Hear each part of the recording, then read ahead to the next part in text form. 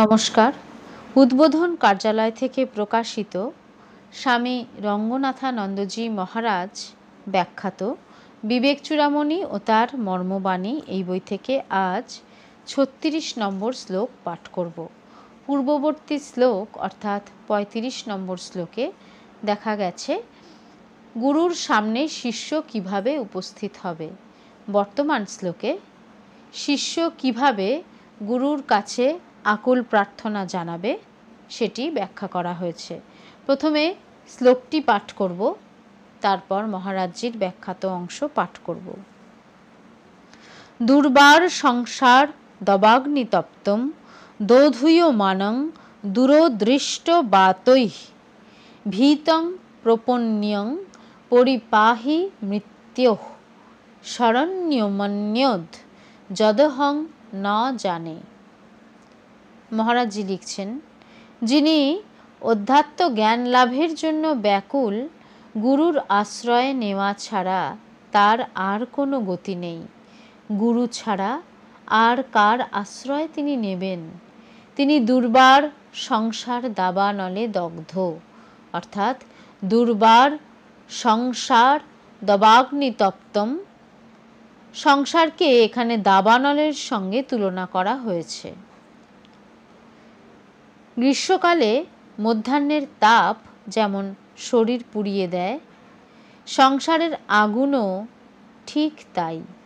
শুধু যে সংসারের দুর্বার ও অসহ্য আগুনে মুমুক্ষু দগ্ধ হচ্ছেন তাই নয়, সেই সঙ্গে কেঁপে উঠছেন দূরদৃষ্টরূপ প্রচণ্ড বাতাসের তাড়নায়, অর্থাৎ দোধূয়মানং দূরদৃষ্ট বাতৈঃ।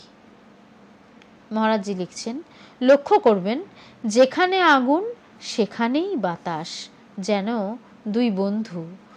পুরাণ মতে উভয়ের মধ্যে একটা চুক্তি আছে, এক ধরনের বোঝাপড়া আছে। একবার নাকি বায়ু আগুনকে কথা দিয়েছিলেন, যখনই তোমার প্রয়োজন হবে আমি তোমাকে সাহায্য করব। সেই কারণেই বোধ হয় যেখানেই আগুন সেখানেই বাতাসের দৌরাত্ম্য দেখতে পাবেন।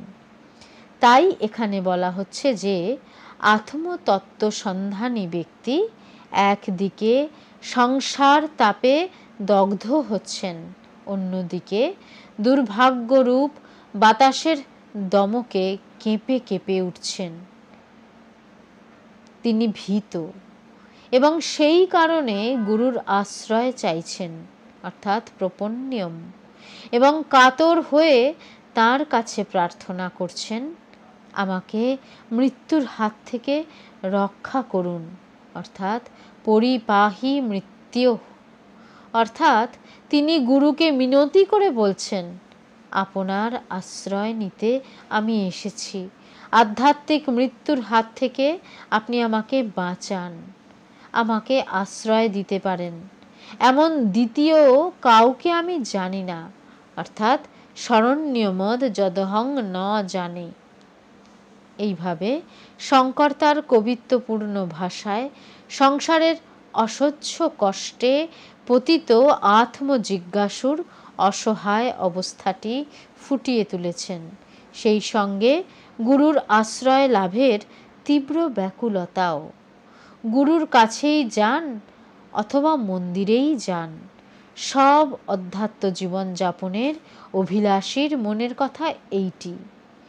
এই ভাষাতেই তারা তাদের হৃদয়ের আরতি প্রকাশ করেন। এরপর আসছে করুণায় দ্রবীভূত ব্রহ্মজ্ঞ গুরুর অনুপম বর্ণনা, যেটি পরবর্তী শ্লোকে পাঠ করা হবে। নমস্কার, আজ এটুকুই। ওম শান্তি শান্তি শান্তি। হরি ওম তৎসৎ। শ্রীরামকৃষ্ণার্পণমস্তু।